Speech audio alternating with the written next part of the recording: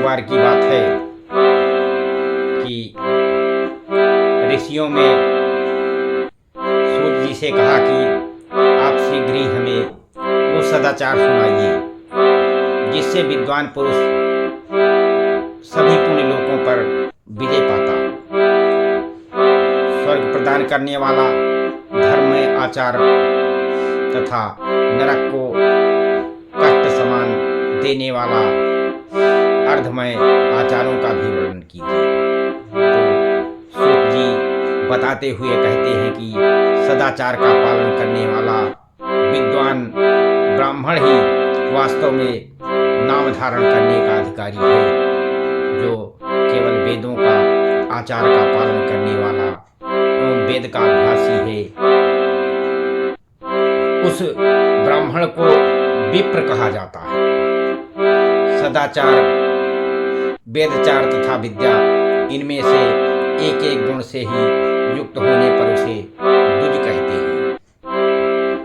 जिससे थोड़ी मात्रा में ही आचार का पालन देखा जाता हो, जिसने वेद अध्ययन बहुत कम किया है तथा जो राजा का सेवक, पुरोहित, मंत्री आदि होता है, उसे क्षत्रिय ब्राह्मण कहते हैं।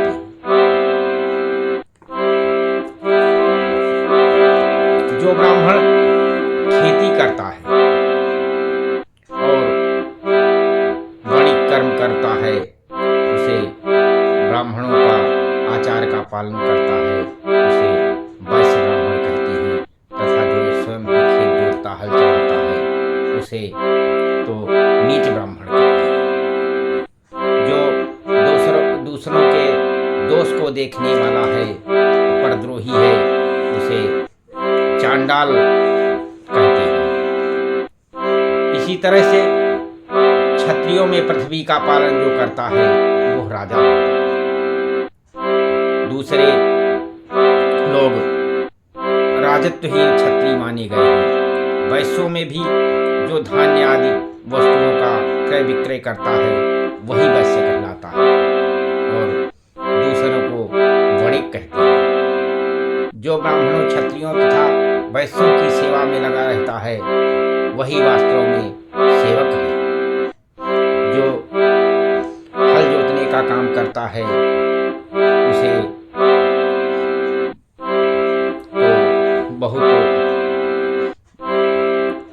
गिरा हुआ समझना चाहिए।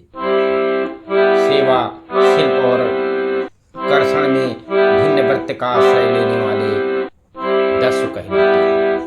इन सभी वर्णों के मनुष्यों को चाहिए कि ब्रह्म मुहूर्त में उठकर और पूरब की तरफ को मुख करके पहले देवताओं का, फिर धर्म का और उसकी प्राप्ति के लिए उठाए जाने वाले क्लेशों का तथा आय और व्यय का भी चिंतन करते रहें। रात के पिछले पहर को उषा काल में जागना चाहिए। उस अंतिम पहर का जो आधा या मध्य भाग है उसे संधि कहते हैं। उस संधि काल में उठकर ब्राह्मण को सब अपने नित्य कर्म से निवृत्त होकर के और घर से दूर जाकर बाहर अपने शरीर को ढककर दिन में उत्तर की ओर मुँह करके बैठकर अपना नित्य कर्म करना चाहिए।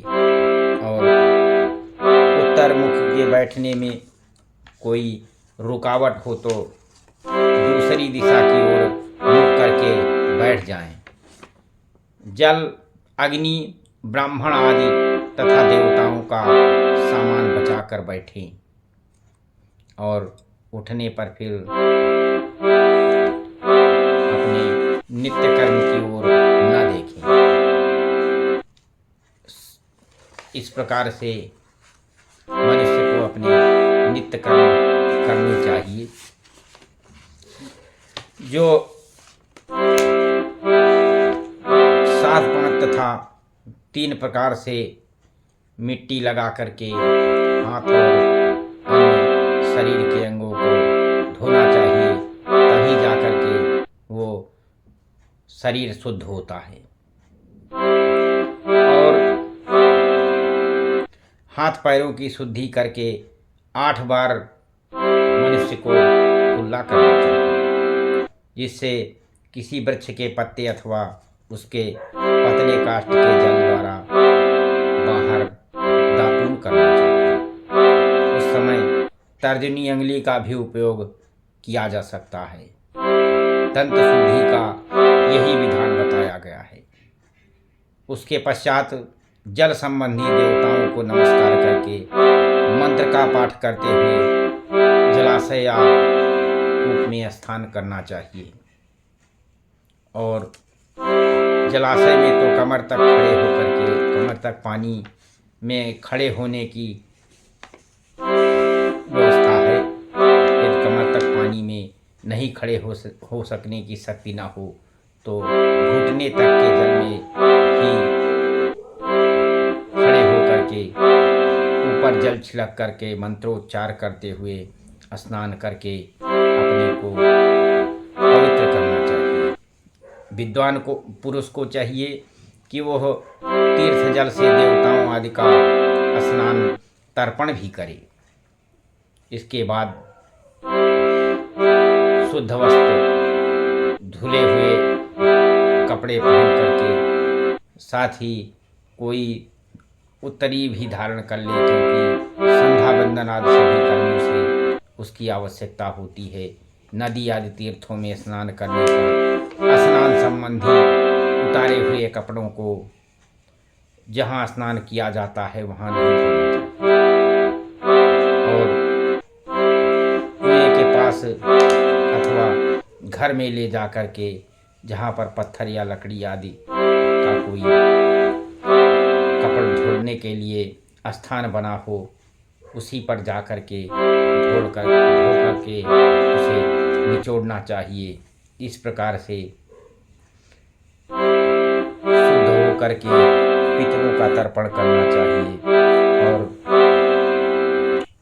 पितरों की तृप्ति के लिए उनको विधि द्वारा बताए हुए मंत्रों के द्वारा उनको जल इत्यादि देना चाहिए। सीताराम।